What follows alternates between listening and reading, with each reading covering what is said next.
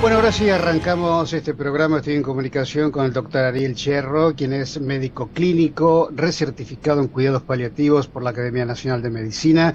Es el jefe del Servicio de Cuidados Paliativos de la Clínica 25 de Mayo, docente de la Universidad Nacional de Mar del Plata. Tengo el placer de poder saludarlo hace un tiempito que no conversamos con él. Doctor, buen día, ¿cómo le va? Hola Jorge, ¿qué tal? ¿Cómo estás? Qué gusto escucharlo, doctor, ¿eh? Igualmente, gracias, gracias. Bueno, vamos a conversar sobre su especialidad, un tema que siempre quiero tratar de ponerlo en el tapete para que la gente se eduque, se informe, que sepa a qué puede acceder, qué son los cuidados paliativos. Y en relación al título que me ha propuesto con respecto a este tema, es el acceso al tratamiento del dolor por cáncer en Argentina. Cuénteme un poquito, doctor. Estuve viendo ahí un archivo, una entrevista, perdón, una exposición que tuvo usted con respecto a este tema. Súper interesante. Sí, uno de los síntomas principales que tratamos en cuidados paliativos es el dolor, especialmente lo que es el dolor por cáncer, que es una problemática muy grande, ¿no? Porque afecta a muchas de las personas que padecen cáncer. Se puede aliviar con estrategias que son sencillas y lo fundamental es que la gente pueda acceder a estos tratamientos que básicamente implican un equipo interdisciplinario especializado que tiene que tener algunas herramientas. Dentro de esas herramientas tenemos los opioides como la morfina, la metadona, la oxicodona, el fentanilo, que son los mejores fármacos para aliviar dolores severos como este. Ujú. Y una de las limitaciones que hay es la disponibilidad de estos fármacos y, por otro lado, obviamente los equipos que puedan administrarlos de manera adecuada. Pero hoy en día estamos teniendo una crisis que es en parte económica y en parte también tiene que ver con cuestiones culturales y de difusión que impiden el acceso a los opioides. Entonces hay mucha gente que está retrasando el acceso a su tratamiento o que ve retrasado el acceso, o bien que directamente no cuenta dentro de su entorno con los medicamentos necesarios para aliviar estos dolores. Doctor, ¿y de qué depende esto? Yo lo escuché en esta conferencia hablar sobre el fentanilo y cuestiones que tienen que ver más con la cientificidad del tema, ¿no? Pero, ¿de qué depende esto? ¿De su prepaga, de su obra social, del PMO? A ver, ¿por qué el acceso es complejo? Sí, es muy buena la pregunta. Por un lado, creo que el principal factor es un factor cultural y de prejuicios. La morfina y los opioides en general cargan con muchos prejuicios de que son fármacos que se dan a último momento, cuando alguien se está muriendo, de que generan adicción, de que hacen mal al corazón, de que si ahora me dan morfina, después cuando el dolor empeore no va a haber más nada para hacer. Y Claro, esto está muy arraigado en la población en general. Nos hemos criado durante años con estos conceptos. es cierto. Se ven reforzados en cierto modo porque cuando son mal indicados, como pasa muchas veces, no se demora la indicación hasta que el médico ve sufrir mucho al paciente en fin de vida y entonces recién ahí indica la morfina. La persona fallece y en la historia de esa familia queda el estigma de que cuando a mi tío, a mi padre, a quien sea le dieron la morfina se murió, pero no por la morfina, sino porque se la dieron muy tarde y quizá pasó largos periodos padeciendo dolor que podrían estar aliviados.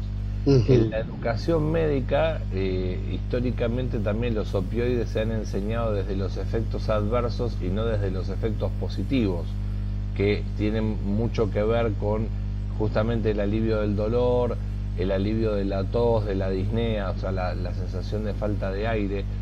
Y en vez de enseñarnos eso y cómo hay que usarlo, que es lo que hacemos desde cuidados paliativos en las facultades de medicina, históricamente, ahora está cambiando, se ha enseñado los efectos adversos, ¿no? Que producen depresión respiratoria, que producen confusión, que producen constipación, etcétera. Y nosotros veníamos trabajando fuertemente para lograr mejorar esto que se llama opiofobia, digamos, ¿no? Como este rechazo a los opioides, tratando de no repetir errores que han cometido otros países como Estados Unidos, como Canadá, donde se han indicado para dolores crónicos, de alguna manera poco controlada, con una gran presión de algunas industrias farmacéuticas y demás. Veníamos trabajando mucho para lograr ese crecimiento de manera inteligente, ¿no? O sea, sin generar un problema. Y nos vemos bombardeados culturalmente por noticias y por series de televisión y películas que son la realidad de otros países que no son la nuestra, que es donde hay una sobreabundancia de opioides que han sido mal prescriptos, tienen un problema de adicción muy grande, y nosotros lo que tenemos es una población que accede muy escasamente, menos del 14% de la gente que necesita paliativos lo recibe, con lo cual los opioides se supone que los recibe un porcentaje menor. Claro. Y como último factor se agrega el tema de los costos. Los costos para un país como el nuestro, que tiene que importar estos fármacos en su enorme mayoría, van aumentando el precio, van aumentando por encima de la inflación.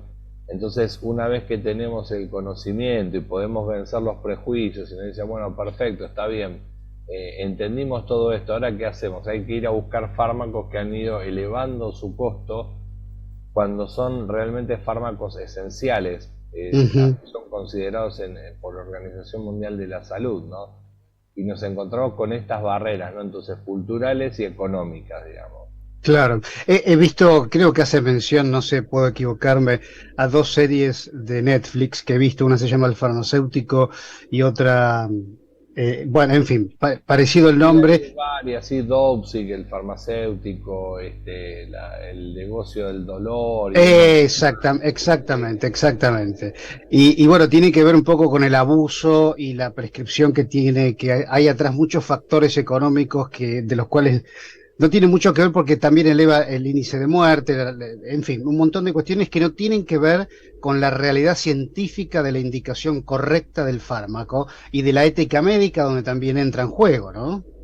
Es así, y de hecho algunas de estas series puntualmente que tratan sobre el fentanilo, en realidad para quien ve la serie y no conoce de los fármacos, le parece que es todo lo mismo, ¿no? Claro. En una de las series habla del fentanilo en una formulación que es para hacer dosis de rescates en situaciones de crisis de dolor por cáncer. Nosotros tenemos el fentanilo además en ampollas o en parches, que es para tratar el dolor por cáncer, y en la mayor parte de las clínicas o sanatorios no hay muchas alternativas para tratar el dolor severo por vía endovenosa. Uno utiliza o morfina o fentanilo o a lo sumo tramadol, pero son los tres fármacos que hay para tratar el dolor por vía endovenosa cuando nos referimos a opioides, ¿no? Uh-huh. Y en las noticias y en las series se mezcla todo. Se mezcla. En las noticias, por un lado, el fentanilo clandestino, que es otra problemática diferente, es fentanilo que es formulado en laboratorios clandestinos, que va al mercado negro, que son las noticias que por ahí han visto que se adulteró cocaína en Buenos Aires, o está pasando en Estados Unidos, ¿no? Que como para el uso callejero se ha restringido muchísimo el acceso a opioides médicos. Lo que hacen es, por ejemplo, se adultera la heroína con fentanilo clandestino, pero no tiene nada que ver con lo que nosotros utilizamos dentro de las instituciones de salud para tratar el dolor por cáncer, que tiene un uso correcto, tiene una manera de llevarse adelante. Entonces, me parece que estas series tienen un impacto negativo porque uno termina creyendo una realidad y los prejuicios de países que tienen problemáticas muy, muy diferentes. Totalmente. Doctor Cherro, a ver, la realidad de nuestro país, ¿qué indica? ¿Cuál es la situación actual de los pacientes que tienen cáncer? En líneas generales, ¿están bien tratados en relación a sus cuidados paliativos? Usted como experto en la materia, porque la realidad es que el dolor es parte fundamental, una pata fundamental para ese paciente que está sufriendo y mucho. ¿Cómo es el acceso? Y a qué puede acceder en cuanto a la información? Bueno, información, hay mucha información disponible. Tenemos dentro del Instituto Nacional del Cáncer todo un área dedicada a cuidados paliativos que continuamente hacen difusión, educación y demás. Hay muchos videos, contamos con muy buenos profesionales en Argentina que hacen cuidados paliativos. El problema que hay es que la accesibilidad es baja porque uno para hacer cuidados paliativos requiere de un equipo interdisciplinario que esté bien formado y que tenga los recursos. A pesar de haber una ley nacional de cuidados paliativos que se sancionó el año pasado, Ujú. todavía sigue siendo escaso porque, entre otros factores, por ejemplo, se remunera muy bajo lo que son cuidados paliativos para la carga afectiva y física que lleva a atender a pacientes graves. Entonces, esto hace que muchos profesionales que tienen formación, ya sean médicos, enfermeros, psicólogos, kinesiólogos, ¿no? Tienen formación, pero no les resulta redituable trabajar en una especialidad que tiene una alta demanda y una remuneración similar a otras especialidades, quizá con menos carga afectiva o temporal, ¿no? Ujú. De tiempo. Después, por otro lado, en los hospitales públicos está pasando que no se designan equipos interdisciplinarios, o sea, a veces designan a un médico que depende del servicio de clínica médica, pero ese médico solo termina quemándose ante el sufrimiento humano, la gran carga que tienen estas personas, son expuestos a un estrés muy grande desde lo laboral, y lo que necesitarían sería tener un equipo designado dentro de las instituciones de salud interdisciplinario de entrada. Si van a armar un servicio de paliativo, bueno, nombren un médico, una enfermera, un psicólogo, un kinesiólogo, una terapista ocupacional, armen un buen equipo para que se sostenga en el tiempo, ¿no? Eso es muy importante. Y las obras sociales y los prepagos hoy en día todavía no están reconociendo ni enteramente ni rápidamente los cuidados paliativos, tardan, en especial lo que tiene que ver con domiciliarios. Yo trabajo mucho en cuidados domiciliarios y es una lucha porque Claro, sí, obras sí. sociales como PAMI, por ejemplo, tienen cuidados paliativos en 3 ciudades de Argentina y tienen 5 millones de afiliados adultos mayores. Entonces, bueno, Mm, tienen que hacer imposible. algo urgente por eso, ¿no? Ujú. La verdad que no escucho cuando hablo con los cardiólogos en la reciente problemática de los honorarios y del famoso tema del pago extra y bueno, un montón de cuestiones que hacen a la problemática de todos, no solamente los cardiólogos llevaron en punta esta cuestión, pero forma parte de todos ustedes, los profesionales de la salud, honorarios y un montón de cuestiones. No ha nombrado nada que no sea parte de la problemática, lamentablemente, argentina, en el cual me parece que en algún momento vamos a tener, no necesita haber una pandemia para que abramos los ojos con respecto a esto, ¿no?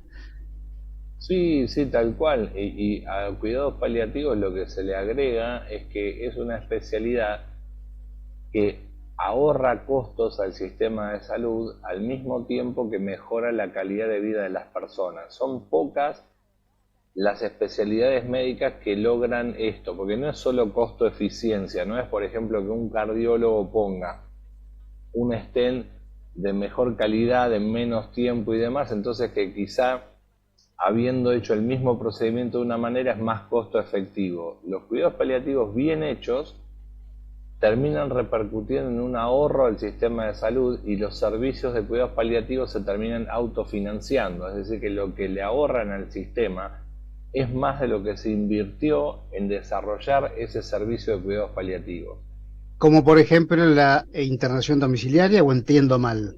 Sí, internación domiciliaria sí, pero igual en cualquier modalidad. Por ejemplo, un hospital que tiene un servicio de cuidados paliativos va a gastar menos en urgencias, va a gastar menos en terapia intensiva, en cirugías innecesarias, en demandas legales de familiares que no comprendieron la situación del enfermo, que no terminaron de entender cuál era el pronóstico. una buena comunicación evita toda esta problemática. En domicilio ni hablar, porque en realidad el paciente deja de estar ocupando una cama donde no se le brinda lo que necesita, está en su entorno y el equipo interdisciplinario se dirige a atenderlo a su lugar. Entonces la calidad de vida de la persona mejora enormemente y el paciente no está consumiendo, que se entienda bien, no lo digo de una manera despectiva, ¿no? Pero cuando uno está enfermo, a donde uno lo ponga está consumiendo un recurso que lo necesita. El problema es estar consumiendo en el lugar inadecuado para esa persona. Una internación sanatorial hospitalaria es muy costosa e ineficaz para un paciente que está con una enfermedad avanzada. Entonces, el ahorro que se genera es enorme. Por ejemplo, hay una experiencia muy interesante de Cataluña donde el doctor Javier Gómez Batista y su equipo, que son referentes internacionales en el tema, implementaron un sistema regional en todo Cataluña y pasaron a ahorrar una cifra que es de 8 millones de euros por año, que es enormemente mayor que lo que se gastó en desarrollar ese servicio, pero muchísimo más. Y nosotros a veces estamos peleando por una autorización para tratar a una persona 15 días en su casa porque la derivación llegó muy tardíamente, la persona necesita morfina, ni siquiera estamos hablando de un fármaco súper especializado, tiene 300 años ya la morfina en el mundo, y la persona tiene que estar luchando, buscando un abogado a veces para hacer un reclamo por muchos amparos, ¿no? Claro, cuento todo esto porque como a veces el argumento humano o de la compasión por aquel que sufre muchas veces no es suficiente para quienes toman decisiones, por lo menos que vean el argumento económico. Claro. A nosotros nos resulta muy irritante que en el discurso muchas veces se utiliza la cuestión del paciente oncológico y lo que estamos haciendo y demás como para movilizar o conmover a la gente, y nosotros sabemos que después por debajo lo que se está haciendo realmente es muy poco. Entonces necesitamos medidas en serio, ¿no? Medidas concretas. Doctor, le agradezco muchísimo este contacto. Creo que usted vive en la misma ciudad que la que es oriunda la doctora Susana Ciruzzi, creo, o la familia por lo menos. Sí, de Mar del Plata. Así que bueno, una divina total a quien le mandamos un besote enorme, una genia realmente. Una genia, sí. Doctor, un placer esta deferencia de atendernos y hasta cuando usted lo considere. Bueno, muchísimas gracias, Jorge. Muchas gracias por la entrevista. Saludos a toda la audiencia. Muchísimas gracias. Que tenga un hermoso día. Hasta luego. Ahí estuvo con nosotros un grande de los cuidados paliativos, un fenómeno, no solamente a nivel profesional, sino como persona, un tipo bárbaro, el doctor Ariel Cherro, experto y voz autorizada, si las hay, en materia de cuidados paliativos en Argentina. Bueno, nos vamos a una pausa. Aquí en Radio Salud se pueden comunicar a través del 115 887 2222. Pausa y ya veremos.